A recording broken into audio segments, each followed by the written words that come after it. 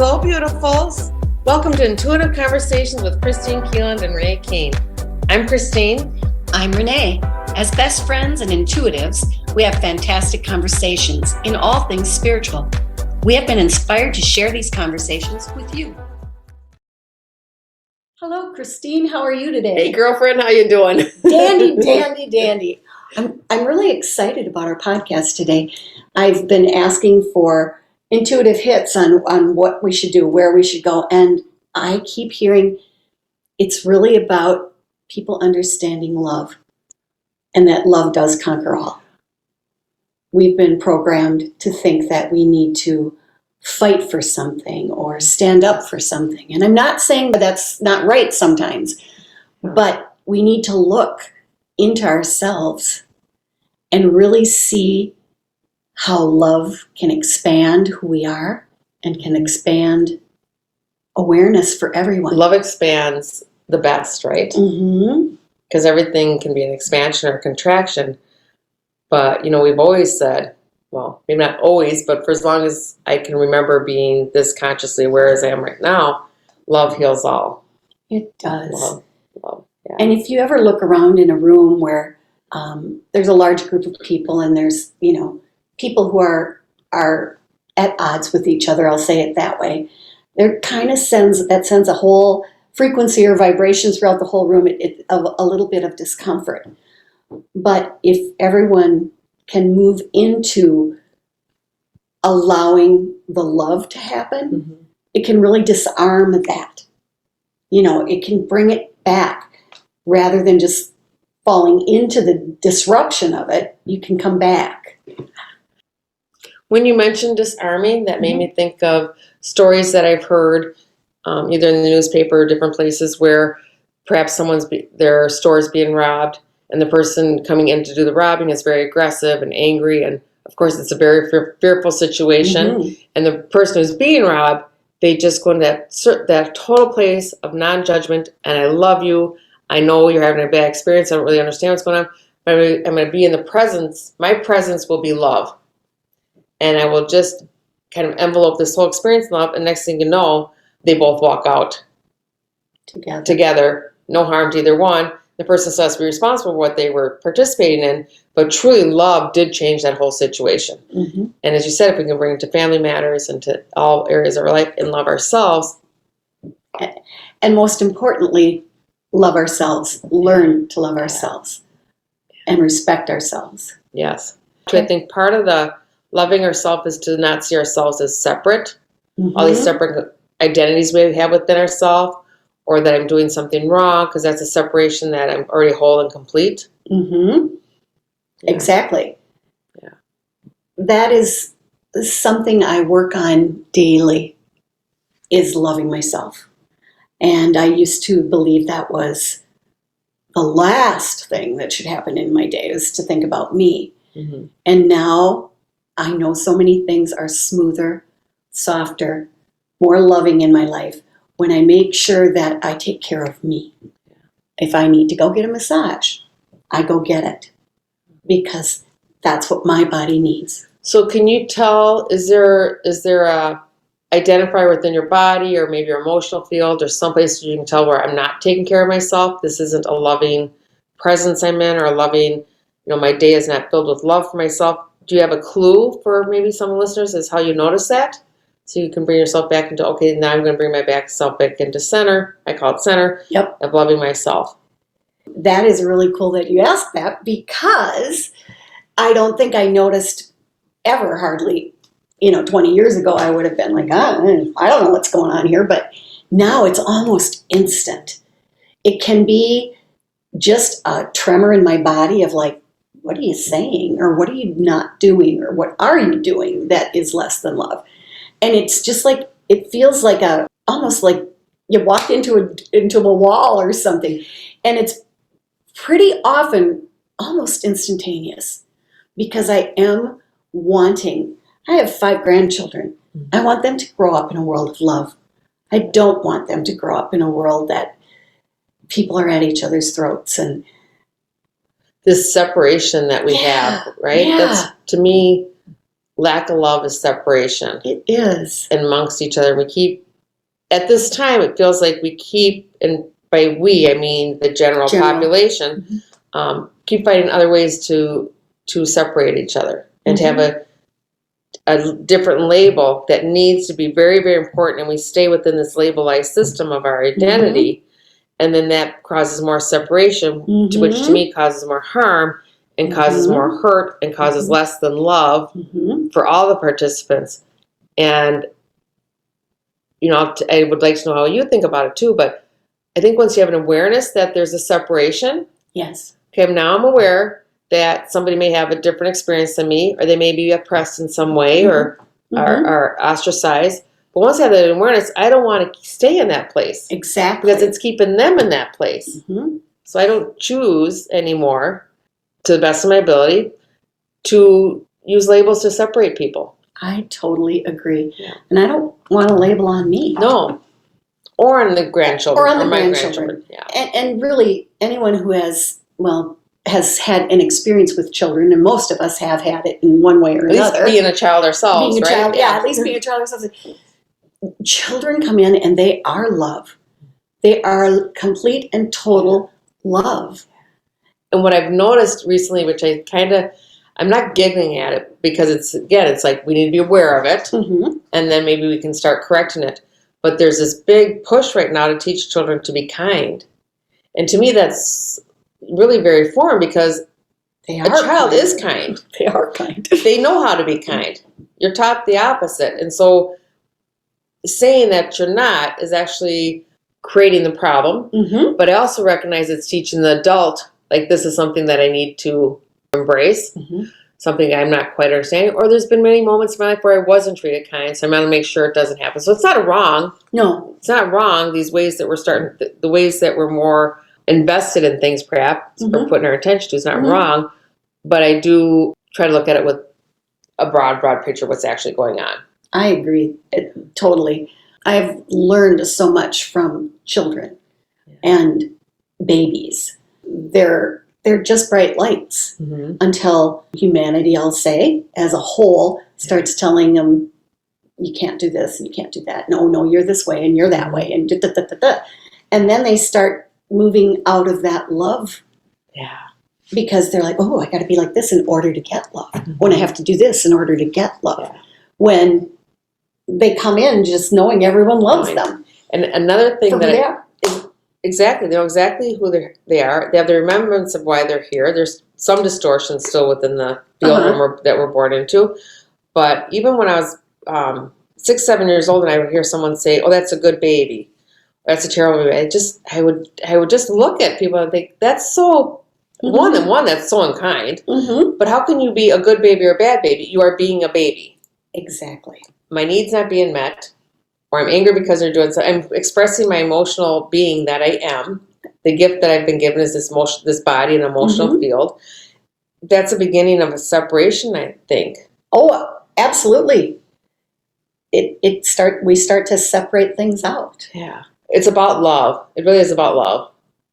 And again, it's that separation. Okay, maybe this is it, maybe it's not. But when you call someone a bad baby, they can hear you. Oh, absolutely hear you. And so they start out thinking, I'm a bad baby. It becomes part of their programming, and then becomes part of your story, part of the program. I talked to 2 people this week, and both of them said, I was always the good person. My needs weren't being met for whatever reason. They thought, I'll be the bad person. Right? Oh, yeah. For one, it worked really well. The other person, they were still ignored. So it didn't matter. It didn't really matter. The thought that you're good or bad is where the illusion is. Because the baby is having an experience that I'm hungry, I'm crying. My diaper's wet, I'm crying. My back hurts because I was just born, I'm crying. I'm colicky because there's something wrong with my digestive system. I could use an adjustment, or I could use something. Yes. Mommy and dad can't meet my needs because they're exhausted. They're not bad parents. It's an experience they're having. So that was the point I want to get across. Sure. It's experiences we're having that gets identified as right or wrong. My labeling becomes an identifier that I have to stay in. And I think we're seeing a lot more of the labeling right now as people start to figure it out. Tell me what you think too, but I think people kind of go into the rabbit hole a little bit what is this exact experience? And what I'm thinking right now is either like Black Lives Matter or some of the LGBTQT things, which I think is very important that people recognize Absolutely. that there's a disparity there, to put it very mildly. But then you don't stay there. Exactly. You don't stay there. Because if I'm a black person, which I'm not, I'm a white woman, but if my only identity is I'm a white woman and I can only be a white 60-year-old woman, that's the only experience I can have. That is such a limiting experience for me. And that would cause pain, and that would not be loving myself. Spot on. Spot on. The energy that's percolating around the world at this point in time is such I'm going to say it's like waves, up and down and up and down and up and down and up and down and up and down. And it's really easy to get caught in that up and down and up and down. And there's nothing wrong with that. That's an experience again. And it's how the vibrations work. It's when you can recognize where you're at and love yourself for where you're at. Yeah. It's really easy to take care of yourself and love yourself when all your bills are paid, all your needs are being met, financially or physically or emotionally or whatever. That, love exudes out of us usually during those times. We have to dig a little deeper sometimes when we're at the bottom of the wave of like things are annoying us or things are whatever. It's almost, and correct me if I'm wrong, but it's almost more important to love yourself as best you can then, because you're on the downswing or the lower end. So it's like, if you need to take a nap, take your nap. Absolutely. If you need to eat a chocolate candy bar because that helps you, then you do that. Everyone, I think, goes through that at some point. I think everyone does. And if you don't take those moments to recognize it, and that may be the biggest piece, is recognizing it. It's just recognizing that, I'm not in a loving space for myself. And when you don't recognize it, it becomes not a momentary thing, but a year-long thing, or years long. It can go. It can go and very long. It just becomes a normal way of being. But when you can start to recognize it, and think many are getting to that point where I'm starting to recognize that. For me, I know I get overwhelmed. I just get a feeling overwhelmed. I'm like, okay, Kristine, you need to take a pause. What do I need to readjust here? And sometimes, really, I just need to step away for a few moments. Earlier this year, I know I shared with you, I had heard in my own intuition, in my own heart, is that you need 8 minutes a day where you talk to nobody. Yes, I remember that. And that's not much, but that prevents me from getting to the overwhelm. And then I'm not listening to myself, because if you're not in that space, it's very hard to just embody love, because the overwhelm starts to bring in all the emotional and the mental parts. So it's really going back to love. And kind of cutting to the chase at this point in humanity, we have two choices to make. Am I going to go forward in love, or go forward in fear? And then we can talk about the scale of fear, right? Yeah. It's key. I keep coming back to this. It's key for all of us in our existence, in our experience here, to really understand who we are at the depths of our being. And that fear is involved in that, and love is involved in that. And where do I choose to put those pieces? It's separation a bit is what I'm saying here, but it's like, I really desire to drop all fear. And I'm getting there. We're getting there. Getting there. Doesn't mean I'm fearless completely. And I also want to make clear the distinction between being fearful, like living in a fearful, I'm fearful, concerned, worry, listening to all these things that make me feel like I live in a world that's nothing's possible. It's not even possible what we're talking about. Or just like I'm really recognizing, the door's going to slam on my finger. So maybe that's not fear, but it's the awareness. What's the difference in? And I would love it, Renee, if you could share what you shared with me this morning, what you were thinking for yourself, what your intention was, how you wanted to be in love today. If you could find those words again and share it, that was just beautiful. Yeah. As I was driving over to Kristine's, I was clearing myself of anything less than love and moving forward in that. It's like, take it, remove it from my body, experience-wise right now, anything less than love. Remove it from my etheric field, remove it from my aura, remove it from all around me, because I really want to come to our podcasts in that space of love and not in a space of like, oh, let's go. I just wanted to get into it and be love and share love with each and every person that listens to this. can you, it's like my love is in this broadcast or whatever you call this And I can, podcast. and I can feel it. Mm-hmm. And that's my intention too, that I do all things with love. Mm-hmm. My intentions does not always match my actions, but to the best of my ability, I do all things with love. And the listeners may recognize love sometimes as, feeling of warmth, but sometimes it comes through as tears. Mm-hmm. It comes through as an overwhelming, different than the overwhelming I was talking about before, but sometimes it comes in just so, it just comes in like an overflowing. Fullness, yeah. A fullness, yeah. And the other piece that I did was I asked the God or the goddess to step forward in me rather than the personality of Renee Keene. Because I'm here to represent. Tell me more about that. That's intriguing to me. Is it? Yeah. Well, I'm going to say within each of us, we have that ability to call forth that God essence that we were born with, that we hold. So the God essence. Mm-hmm. I guess I never saw the word goddess as God essence, which makes perfect sense now as you say that, because normally you think of goddess, you think of female, but truly any physical form here is male and female. Exactly. So it's bringing through that God essence through our divine spark. Yes. Which is not separate from our personality, but sometimes maybe takes a back seat to the personality. Would that be accurate? That's exactly what I was going for when I was setting that intention, and say it's just like, this is about what message we are giving intuitively for those who choose to listen to our podcast. And I think the God part, the God essence is so powerful. My God essence. It has nothing to do with religion. No. It doesn't have to do with a belief system. It doesn't have to because, as people have seen, that has caused a lot of angst and a lot of separation. Many experience of less than love through what my God is different than your God. Exactly. Is there God? Is there not a God? But the God essence, the essence of the most, of just pure conscious love. Right? How do we exude that and be that? And, we give ourselves moments of that throughout the day. And the way I see it, I'm starting to thread, it's like threading or building, quilt.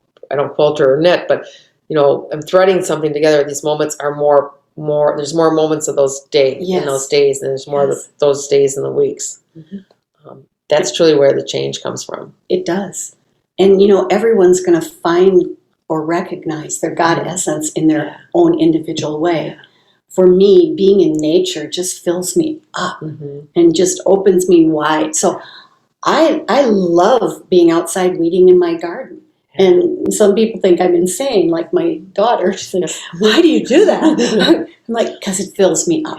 Fills me up. I need to, don't know if it's a need, but it's certainly, actually it is a need. I need water, like bodies of water, besides my bathtub, although that's a wonderful place to be. I need water and trees, and that keeps me centered and in that remembrance of my God essence, which never ever leaves me, but sometimes gets a little, maybe put under the covers a little bit. It's not fully expressed. And that God essence is always love. It's not a judgment. It's not an expectation. We have such a habit of judging each other. Is it right or wrong? That my experience is better or different than yours? And we all have different experiences. So of course we're going to have different. That's why we're here, to have different experiences. If we break it down that very simple, it's so foolish to judge it as wrong. Exactly. It's really it's ridiculous. And I don't mean that offensively to anybody. No. Who's in that place of judgment, because I've been there, and I probably will do it again. But it's really not helpful. Well, and when you mention the water and the trees, that always calls me too. And it's just like I've been at my home different times, and I have some lovely century-old trees in my yard. And sometimes I'll just get called to a tree. And it's like, just go hug a tree. And I know a lot of people laugh about hugging a tree. Yet I've had many people come to my house, and one of the first things they do after we break up our group or whatever, everybody kind of goes to a tree and just puts their head on it or sits by it or touches it. There's magic there. I'm going to call it magic. It's just a magic. For me, I really want to be done with the experience of separation. Agreed. So I'm making the conscious choice as often as I can. And I love that you talk about the trees because I've had so many people come to my house and I maybe even forgot to tell them, talk to the trees and Mm-hmm. connect with the trees. Like, oh, I did that. I've been talking to the trees and connecting to the trees. But one of the things I love to do with my grandchildren is we walk out in the morning, we say, good morning, world. Yay. And we go talk to the trees, we touch the trees. They each have their own tree that they like to talk to, hug, and, they get it. They do. It's natural They to do. them. We were out the other day and the little one just went up and hugged a tree. Mm-hmm. And I asked her, and she said, well, I'm trying to think of her exact words, but it was this place needs it. And I think she meant the people in this place Oh, sure. needed the connection of the Sure. trees. Sure. Yeah. I know with the grandkids too, when they've come out, and I have a lot of flowers, so they're always like, can I pick the flowers? Can I pick the flowers? And I have always taught them since they first could ask that question, you can pick whatever flower you want as long as you ask it, if it can be picked. And they didn't have a problem with me, that statement at all. No. Oh, okay. And they will go and they'll say, oh, that one doesn't want to be picked, but this one does. And they go through it. Be like, what do you mean, ask it if it wants to be picked? We lose that from our childhood. We tend to lose that. And it's like, well, no, I always ask. Are you ready to, you okay to come into the house? Or you? Yeah. And that's back to understanding that that's a conscious being. Mm-hmm. I love you in the form you're at. I will not compromise you in any way. I will not make my needs override your needs, but I understand we are, that conscious energy, that essence, God essence, in just a different form. In a different form. And when I was a kid too, my mom was the one who, it used to just drive her crazy if kids were hanging on a tree branch and it was hurting. You could see it was the branches in stress, and it was really upsetting to her. And all the other neighbors like, that's the weird mom, because you're not supposed to hang on a tree. But I got it at the time. Mm-hmm. No, it's another being. So again, I think it's all comes down to love. It does. And recognizing everything exists in love. It does. And I use a tool, and I know you use it as well, when I'm maybe fluctuating between, well, where am I going with this situation? If I put my hand on my heart, sometimes it takes two hands on my heart, and just focus in, call myself back to love, I can get there very quickly now. It's taken practice. Mm-hmm. It's a wonderful tool for me, and I use it. I think it's use it probably frequently. Top 5 tools. Mm-hmm. And it doesn't take much to get you right back in there. And it helps you see the love. It does. It really does. You see it, you feel it, you be it, you understand it. And we were talking a little bit earlier about the self-love. I know it worked for me was allow myself to have some silence. Mm-hmm. And maybe moments of, whatever your meditation may be. Your meditation's out in the, weeding the gardens. That used to be mine too. Or take a walk and, I like walk in the woods, but walk wherever I can. That's outdoors. Mm-hmm. Or meditative music, whatever works for you. But that allows you to have, kind of shuts off all that chatter. Mm-hmm. And then you start to be like, well, what does feel like love in my body? In my consciousness, what does love feel like? And normally you start to feel like, not normally, perhaps you may start feeling, well, this feels like less than love. Mm-hmm. So I have that comparison. That may not be for everybody. Or you may all of a sudden recognize, oh my gosh, this is love. It's not what I've been told love is. This is actually love. And I invite our listeners to just start playing with that concept a little bit and start with the hand on the heart. Mm-hmm. And start with the quiet times. Quiet times can be however you like them, like you said. It can be, you mean the bathtub for your quiet time. Mm-hmm. You can sit on your back deck for your quiet time. Whatever, that's the part that I really love about what we do. There is no separation. There's not a right way and a wrong way. Right. There's no rules. There's no rules. You're not being graded on anything. Mm-mm. And we're all in different places, and we're all working towards the same end goal, basically. Mm-hmm. So it's like, honor each other for where you're at and what your life experience is in this moment. And by us or whoever, perhaps staying in love in any given situation, it just enhances the beauty and the experience of that situation. There are a lot of situations that aren't pleasant. Mm-hmm. Many. Many. So, I don't know, I'm being encouraged to talk about death for some reason. like sometimes the loss of a significant love in your life can be a really heart-wrenching experience. And if you can get yourself to that spot, that ability to see the whole experience in love, not loss, but in love of every moment that you've spent with that person, every experience you've shared, the ups and the downs of those experiences, but looking at them with love, it changes that whole death experience. And it helps you move out of, look what's happened to me again, or look what's happened to, so and so. It's, I don't know why it just came in. Use death as an example. Well, I think it's pretty accurate. And, there's physical death, and then there's death of experiences as we transition through life. And I want to bring it back to about the love part, though, too. Because it really is when you can be in that, because you know why you're saying that, because it's the God essence. The God essence is so present in that moment of transition. People call it the veil, but it's really, there's a clarity there that if you are able to, that's all you feel. And I'll share a quick story about that, if you don't mind. When my dad was dying, he died at home in hospice and everything, and was my first experience with death for my brothers and everybody. And the moment he died, like the exact moment he died, I could feel, it was almost like it was a physical energy field between my mom and my dad as they were, literally saying goodbye to each other on an energetic field. But this other gigantic field came in. It was love. And I just thought, that's what people mean by God. Because when I would go to church as a little kid, I never got it. I never felt that. And I thought, this is love. And this is the experience people have.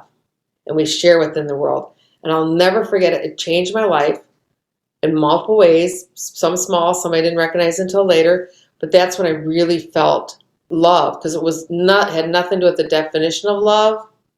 And I invite people to look at their definitions of love. I've had people say, well, a mother's love is different than a father's love, or I've heard a spouse's different love. Then love is love. Love, when you really, that beautiful essence, that consciousness, that energy, that vibration brings love, it does not have words to it. It does not. And it does not have a list of things that needs to be with it. Exactly. Right? If you love me, you do this. If I love me, I do this. And then it gets hard, like, well, how do you love yourself if you have all these rules and things attached to it? Like, this is what love looks like. Love is such an expansion. It's hard for me to even put into words right now. But that was really, not only was it a significant moment in my life, but it was the most beautiful. Yeah. It was a very short momentary. It was momentary. But what a wonderful experience. Yeah, I'm so grateful that I had it. What a wonderful experience. Yeah, because I got it then. My dad's winking at me right now. I bet he is. With a big smile on his face, I can see. My mom's over here too. She's like, yeah. She's like, I didn't get it in the moment. She says, I was so grief stricken, I didn't catch it. And that with death, a lot of the grief can overtake some of that.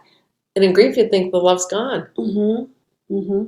Because that physical presence is there. And you don't recognize it's in yourself too. You think it only came from that person or that other being or pet or wherever we think love comes from. But it's really just a reflection of ourselves. Exactly. Yeah.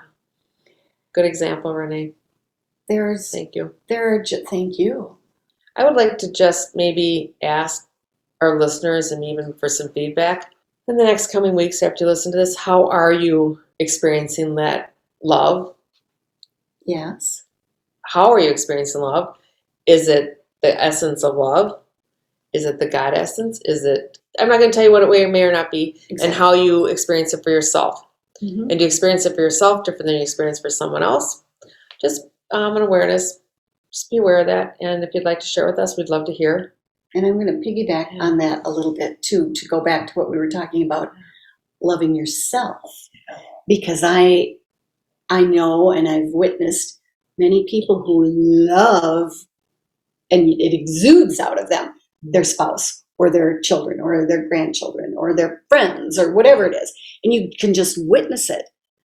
And yet when it comes to them, they don't have any left for themselves. They'll be the one that will say, well, I won't go today because I have to take care of everyone Right. else or whatever, or I won't do my exercises this morning because I got to, whatever, all kinds of excuses. And so that's a good thing, experience for everyone to watch. How do I love? And I noticed the words people use in those experiences, I'm okay, Mm-hmm. and it's fine. Yeah. And then just see, is that really true? Mm-hmm. And what I recognized for me, self-love really started to come in, really, I anchored in self-love for myself when I started to see everything as just an experience. Mm-hmm. I've experienced this. I've experienced being, a crabby mom and a loving mom. I experienced being a really attentive friend and friend that missed things. I experienced a wife being, all my titles. I experienced multiple ways of being that, including being myself. Once I could release myself of any shame or guilt or expectation that should have been something different, that's when I just noticed, like, wow, you really do love yourself, and it's more of my way of being. Yes. And the more I did that for myself, it's a boomerang. If I do it for me, I'm doing it for someone else. If I'm doing it for someone else, I'm doing it for me. So I think I probably started doing it for other people first. Mm-hmm. I don't even remember, to tell you the truth, but I think that's how we operate a lot. We do for others first, if that's your belief system. But they just started to blend. And there's nothing to judge. No. And we will continue, as long as we're on this earth plane, to have experiences that may challenge us, Absolutely. that may call us to question all different things that we now know and hold dear. And that's okay. I actually think when you can get to that place, like you said, of really loving me, loving myself, I can recognize sometimes someone will say something, I'm like, oh, what is that for me? Do I love that? Is that real for me? And oftentimes it takes me back into pre-programmed times. It's like, oh yeah, I did believe that. And that was less than love. Now I see differently. I hear differently. Someone made me aware of another option, another experience, another way to look at it. And that just enhances the love. And I know for myself too, somebody asked me the other day, or they told me the other day, when I come to you, I never feel judged. Perfect. It's been such a nice place to be, and I took that to heart. I was very grateful to hear that. And that's wonderful. And part of that is that they felt the love I have for them, within myself and with them.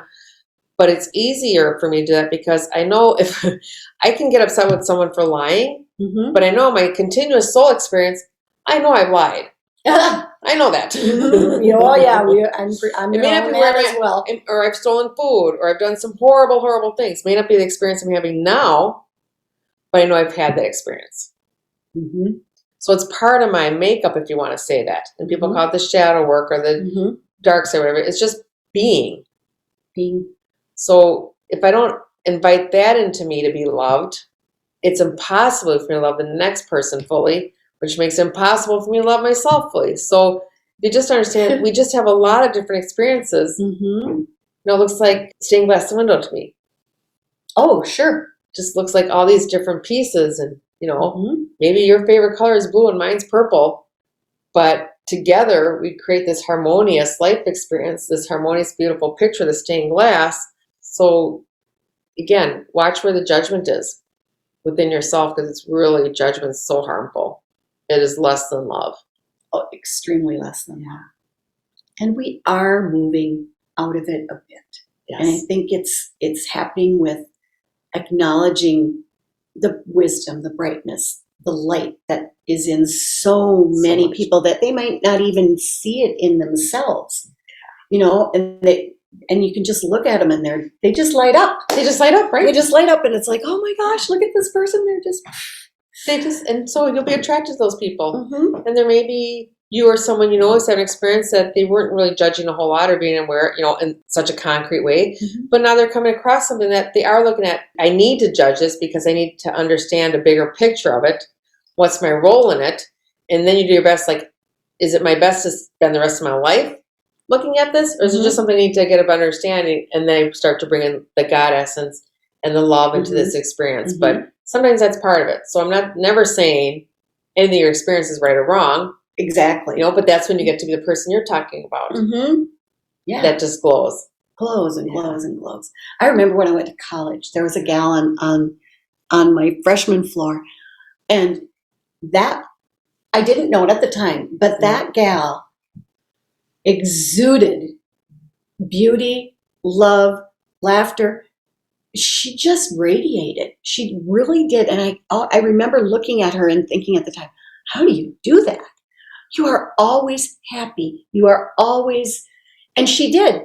And I think now, she knew what was going on back then. Yeah. I didn't, No. but she did. She was fully in her love zone, and she just shined on the whole floor. It was amazing. And you know what's so cool about that is she has it within her. Mm-hmm. But you and I do it. Every other being has that within them because we all have the same energetic field possible. May not be activated as much or may not be as at the surface, everyone put it, but there again, she's not separate than us. She's just, that's what she's But she shined her light on everyone who met her, unbeknownst to us. Yeah. What she was sharing. It was always in love. And wasn't that nice? Because then you made a choice. I'm going to go into that and be with that. And somebody else be like, oh gosh, it just feels lovely. I want more of that. How do I be that? And I'd be like, oh, that's so foreign to me. I'm not sure what it is. Or what's wrong with her? You can't be happy all that time. It's like either it just depends where you are in your experience. Yeah. You know? Yeah, and that's surprising that you had that within your college experience because that was a little bit of a mirror for you. You're like, I do understand this, maybe not intellectually yet, but that's your goddess. You do recognize your goddess. It is. Yeah, I like that. I like that a lot. I'm just going to say I really appreciate the opportunity to do this with you because we get to build this great big love expansion at this time. That's my desire. And then it's like, it's my desire. And to work with you. Me too. Yeah. That truly is my desire.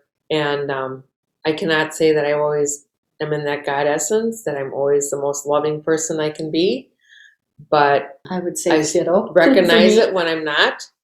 And I hope that more people than not feel it when they're with me. Oh, I'm sure. That I know. I've witnessed it. They can feel the love, that essence. I go back to my dad, that God essence. Because it didn't go anywhere. Didn't go anywhere. In that room. It didn't leave with the hospital bed. Didn't leave with the hearse that took my dad. Didn't leave with the body with my dad. It just stayed. But it is a different vibrational field and a frequency to what I heard is to not hate yourself out of it. There you go.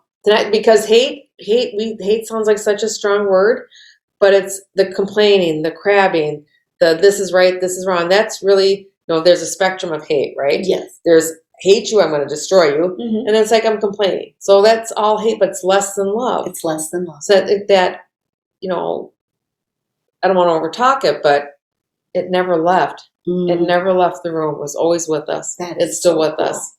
That is so cool. I want to talk a bit more go back to where we were talking about the love and fear piece. Yes. And I'm being told to just mention the fear piece a little bit. Please. What I'm hearing is, I did this with my mother. I'm not sure she listened or not, but she was not able to sleep at night. And she's so worried about, the kid over here that had this happen to him. And she was she really was literally worrying herself to death over things she had absolutely no control of. So, and she couldn't sleep at night, yada, yada. Anyway, I just said, Mom, how many times a day do you watch the news? Well, she labeled off. I said, I would encourage you, if you have to watch the news, watch it once during the day. And I would say, don't watch the late night news. Watch the news earlier in the day if you have to watch the news. But you are spending and spinning your wheels on something that's being broadcast on the news, which may or may not be accurate. And you're spinning your wheels worried about somebody or something or a situation that you have no control over. Instead of watching the news, why don't you sit and send love to others or be love for others? And she did it for a while and she was sleeping better. And now she's back into the news thing. And that's okay. That's her experience. But it's another tool. And that was just what I used with her was news. Well, you're bombarded with fear all day long. Yeah, you need to hear 6 times a day there's a car accident on the freeway next to you. You need to hear, something more extreme. And it's not to say that those things aren't, they're an experience for someone else, which is doing something for them, whatever that might be, and not to take away from that experience. But we don't have to put ourselves into that experience. Right, because it's not your experience. It's not our It's experience. not your experience. I can send love, and I've done this for years. I hear an ambulance. I send love to the person in the ambulance and the family. I do too. I mean, I don't try to, say, oh, we must save this individual or go anywhere like that, which some people may be called to do. But I've just done that since I was a kid. Send love. Absolutely. And another tool my mom taught me, and as I've gotten older, it was just the way she taught me. But I recognize now it's something I use now. Okay. But what she would do is and she taught me to do it was you sit in your room and you put a field of love around you. Maybe it looks like a pink bulb or something. Sure. And then you go throughout your neighborhood. And you do your neighborhood. And then you go out through your town. Mm-hmm. And then maybe you do your city, state, county. Like you just go until you go all the way around the globe and you get back to you. It's an energetic field. And maybe someday we'll talk about how to actually do that. But that's something I do without even thinking in the morning now, because just something, again, I was trained to do it, right? I had to be trained and taught. So you could say it's a program, but it was how I was able to recognize that love is expansive. Yeah. And overcome something else. Again, it's a choice of who that love is being sent to, if they receive it or not. And that's an important piece to remember, because not everyone will receive your love. No. They won't. And that's that expectation. Mm-hmm. Well, I did this for you, or I'm so loving, you have to recognize it. Well, so I don't know their experience or why they're having it, but it's that concentric circle. So I would be like the bullseye and move it out. And honestly, at that time, a lot of that love just needed to stay with me. So it doesn't have to go outward. It doesn't have to go outward.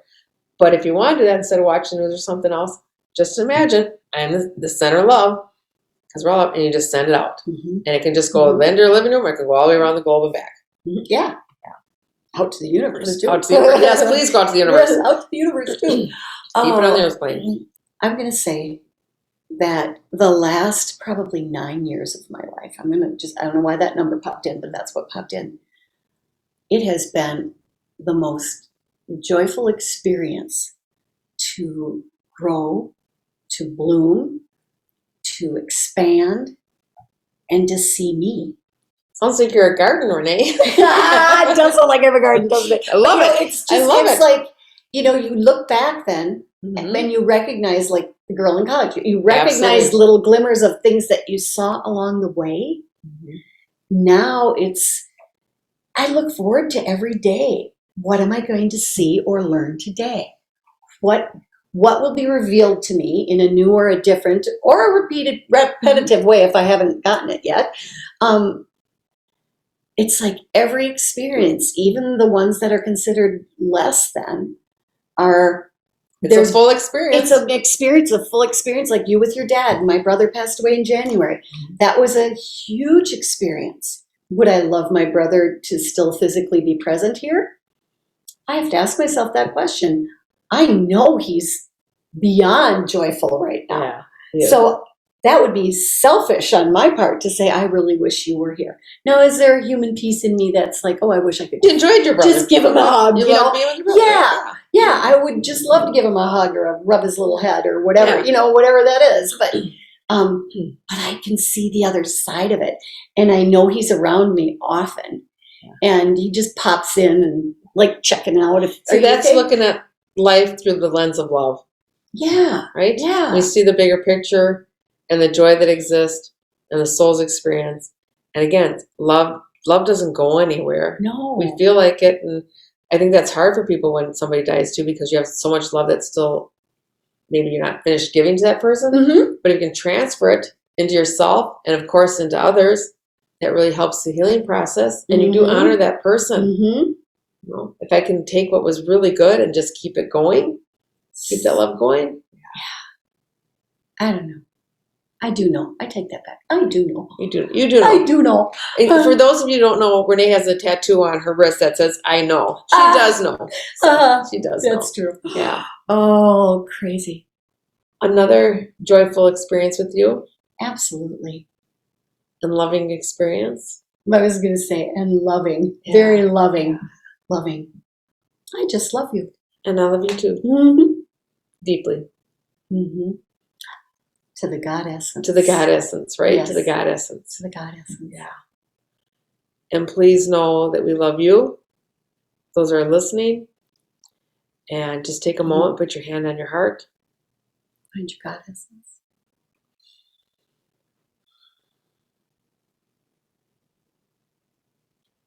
And in that quiet and that stillness, you'll recognize it. You'll claim it. You'll embrace it. And you expand it throughout you and perhaps beyond you. Thanks for being with us again this week. Thank you, thank you. And with love always. Always.